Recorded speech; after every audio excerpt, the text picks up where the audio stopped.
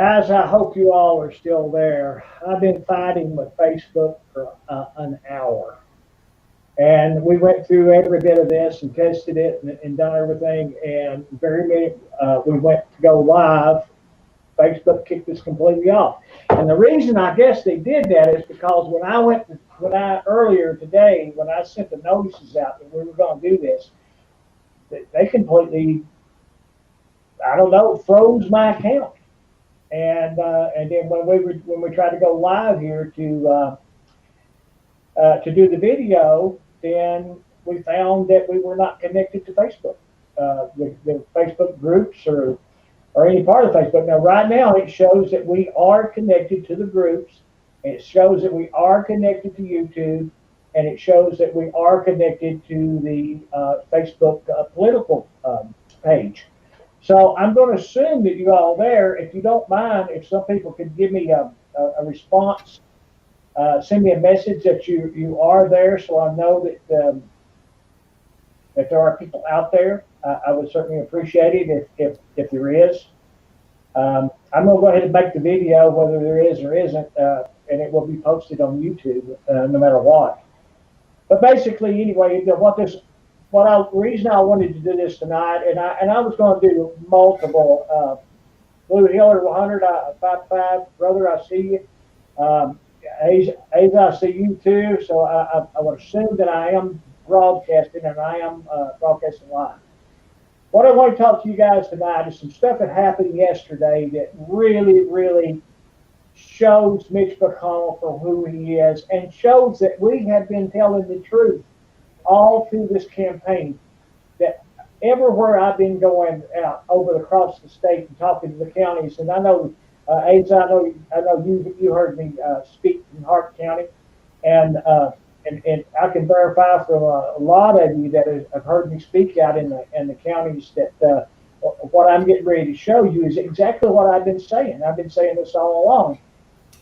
So the first thing I want to do is I want to talk about, well, Wesley, what is it you've been saying out in the counties? Well, I've been saying that fake news was created by Harry Reid and Mitch McConnell, and that the fake news that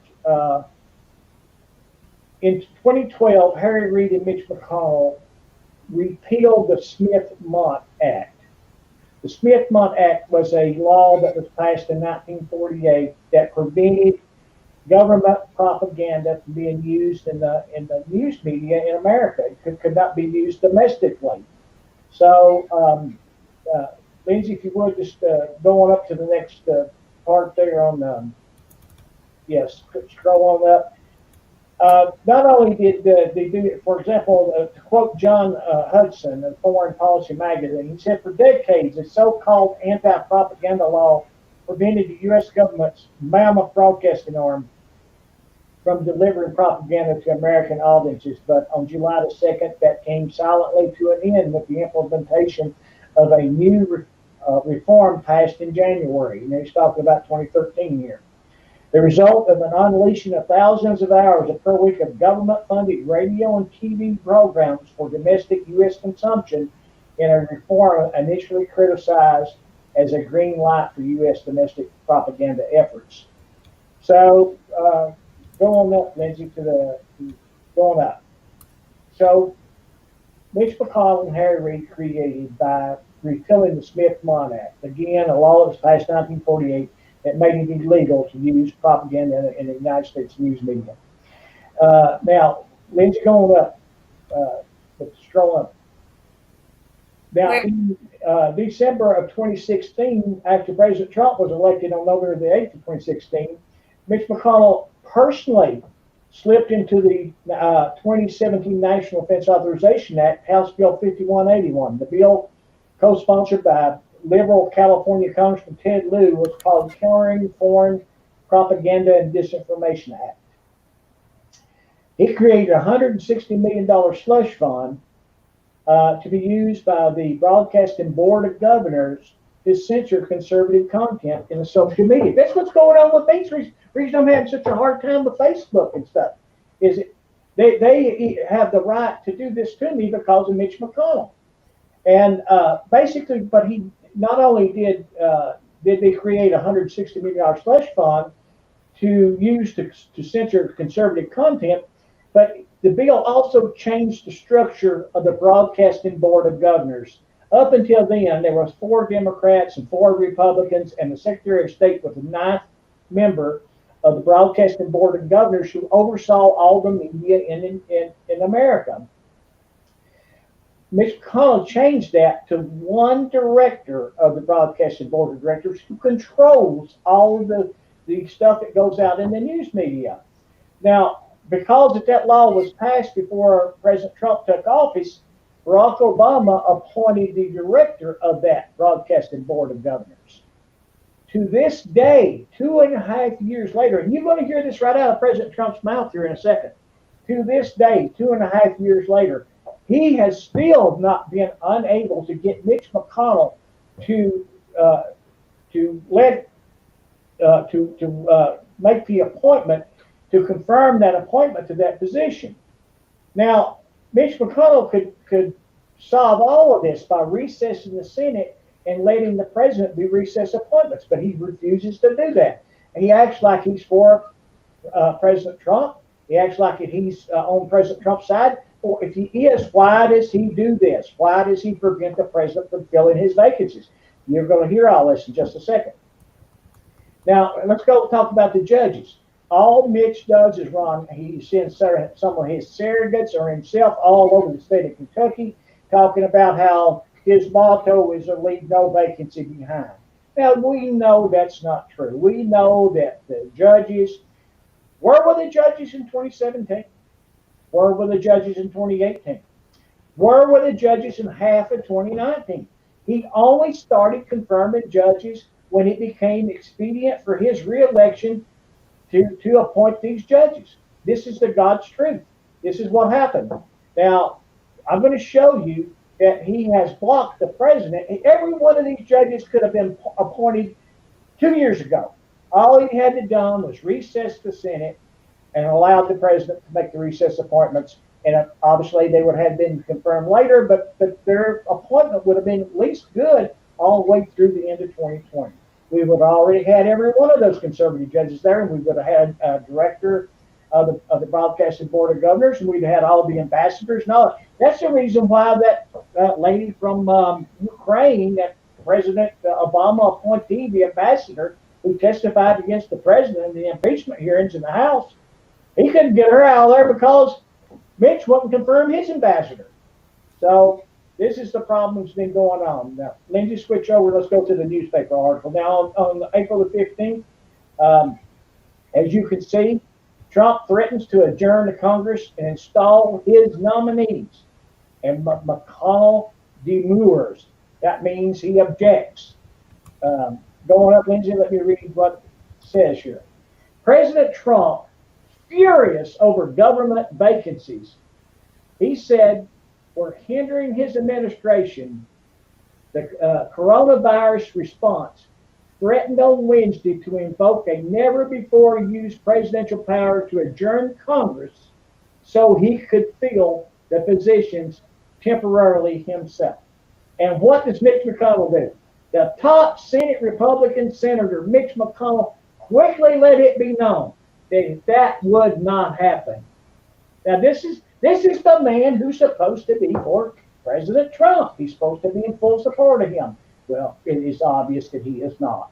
So, all right, Lindsay, let's go to the video and let's pray. Let's listen at the president. As the entire U.S. government works to combat the global pandemic, it is absolutely essential that the key positions at relevant federal agencies are fully staffed, and we're not allowing that to take place through our Congress. They're just not giving it to us. We have many positions that are unstaffed because we can't get the approvals. The Democrats are holding us up. We cannot get approval. We've gotten judges because we go through the process. I guess we're up to 448 federal judges. And that we've gotten because we focus on it. We take the maximum time because no matter who the judge is, they take vast numbers of days and hours to approve. And leaves no time left for others. Very unfair system. If a judge is going to be approved in 1 hour in one session, it doesn't matter. They'll take the maximum number of hours and days, you're talking about days, to get one judge approved.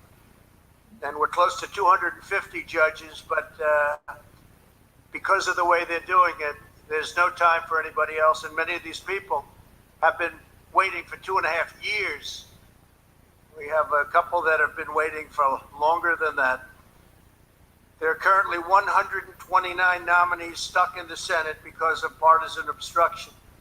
Many are nominated for vacancies that must be filled, to assist with the coronavirus crisis and the resulting economic challenges. And I've read over the couple of years, well, I didn't fill positions. I don't fill positions. In some cases, we don't need the position, and I'm all for that. But in many cases, you do, but we can't get them approved by the Democrats. They won't release them.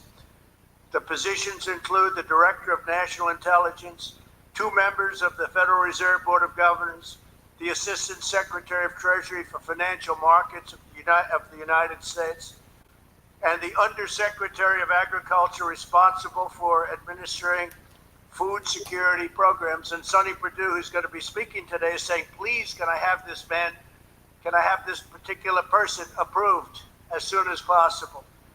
He's been telling me that for a long time, and the Democrats won't allow it to happen. Again, every single judge, every nominee we have goes through maximum, or at least they go through a long process. So it takes days and days, and there's no time left. And it's just a concerted effort to make life difficult. An example is Michael Pack. He's my nominee for the CEO of the Broadcasting Board of Governors. And he's been stuck in committee for 2 years, preventing us from managing the Voice of America. Very important. And if you heard what's coming out of the Voice of America, it's disgusting. What things they say are disgusting toward our country. And Michael Pack would get in, he'd do a great job, but he's been waiting now for 2 years. Can't get him approved. The Senate has left Washington until at least May 4th. The Constitution provides a mechanism for the president to fill positions in such circumstances. The recess appointment, it's called. The Senate's practice of gaveling into so-called pro forma sessions where no one is even there has prevented me from using the constitutional authority that we're given under the recess provisions. The Senate should either fulfill its duty and vote on my nominees, or it should formally adjourn so that I can make recess appointments. We have a tremendous number of people that have to come into government, and now more so than ever before because of the virus and the problem. We have to do it, and we have to do whatever we have to do. It made it very, very difficult to run government. I don't think any administration has done anywhere near what we've done in 3.5 years. But every block, every week, they put up roadblocks. Whether it's Russia, or whether it's impeachment hoax, or whatever it may be, it's always roadblocks and a waste of time. If the House will not agree to that adjournment, I will exercise my constitutional authority to adjourn both chambers of Congress. The current practice of leaving town while conducting phony pro forma sessions is a dereliction of duty that the American people cannot afford during this crisis. It is a scam what they do. It's a scam, and everybody knows it. And it's been that way for a long time. And perhaps it's never done before. It's never been done before. Nobody's even sure if it has, but we're going to do it. We need these people here. We need people for this crisis, and we don't want to play any more political games. I've been waiting for 2.5 years, 3 years for some of these people. And they're great people. They left law firms. They left jobs. They gave up everything to do it, and they've been waiting for 3 years, 2.5 years, 2 years, 1 year to get approved. It's ridiculous. And everyone knows they're going to be approved. But there's only so many hours in the day when you go through judges and you go through lengthy hearings on judges that they know should be approved immediately, and they could do it in one session, one and they could do it in 1 hour. And instead it takes them many days. In order to advance the health and security of our nation and all nations, as we announced yesterday, the U.S. government has put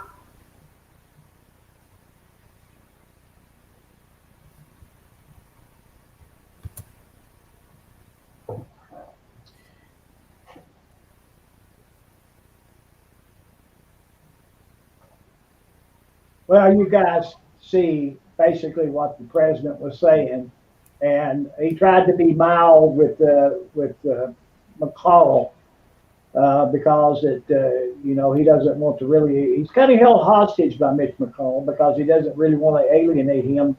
But at the same time, if you listened at it appropriately, you know that Mitch McConnell is the person who's holding up the president's recess appointments. Now, I hope and pray that the president overrides McConnell. Lindsay, can you bring back the New York Times article one more time, please?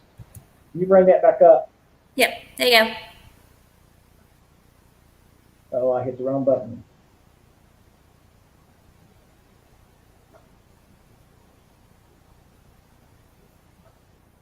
Try that article, please.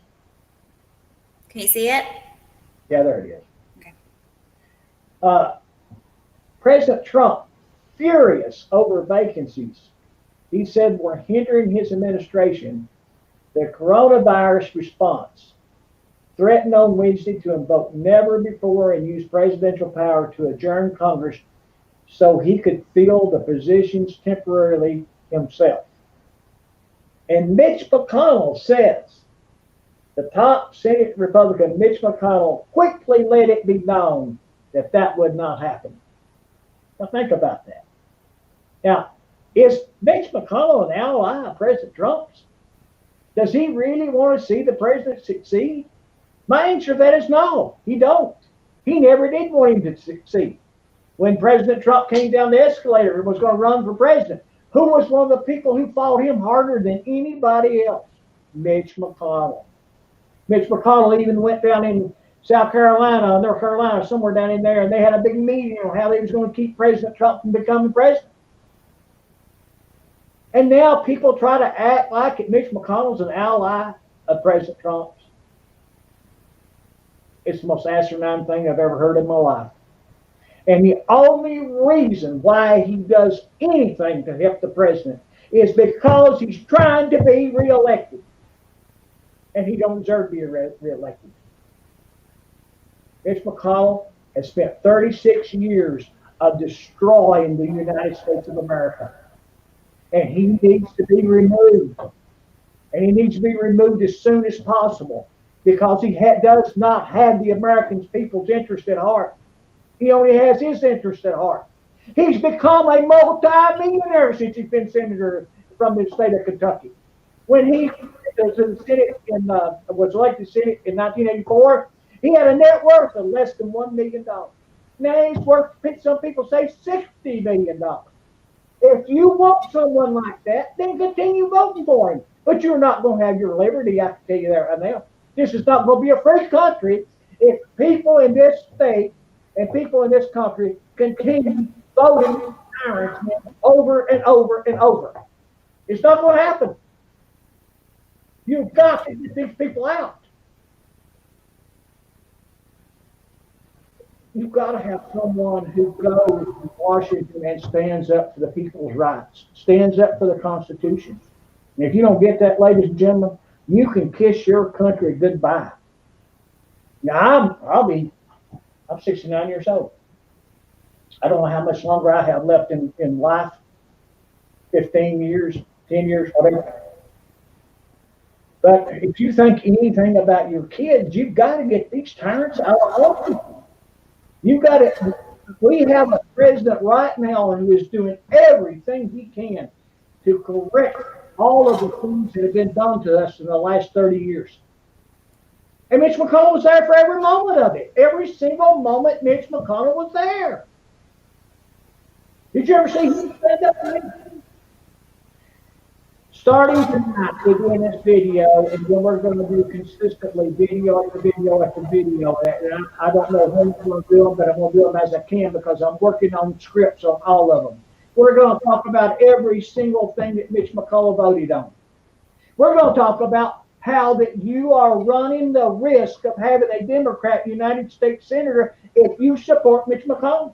I'm going to do an entire video on that. You all need to keep your eye out for these videos because I'm going to start posting them all. And the first one's going to be probably tomorrow. I'm going to do one of why Mitch McConnell cannot be reelected. So I pray that you all will take this video seriously and that you will take this campaign seriously. And you will understand that you've got to have someone who can support you. And if you don't have that person, and you don't have it, Mitch McConnell.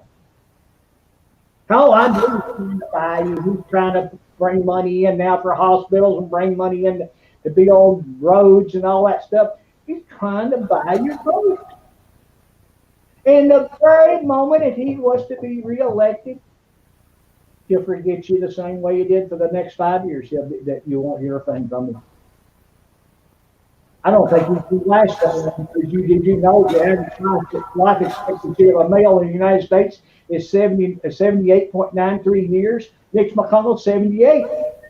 He would be 79 if he wins another term. Nobody else. I mean, most people don't even. Most of the senators are not even in the race.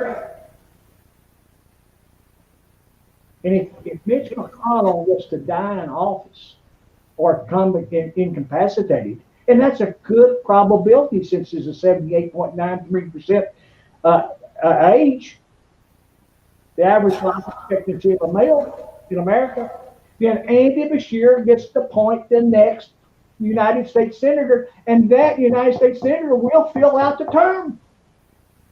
So, and my guess is Andy Beshear will appoint himself.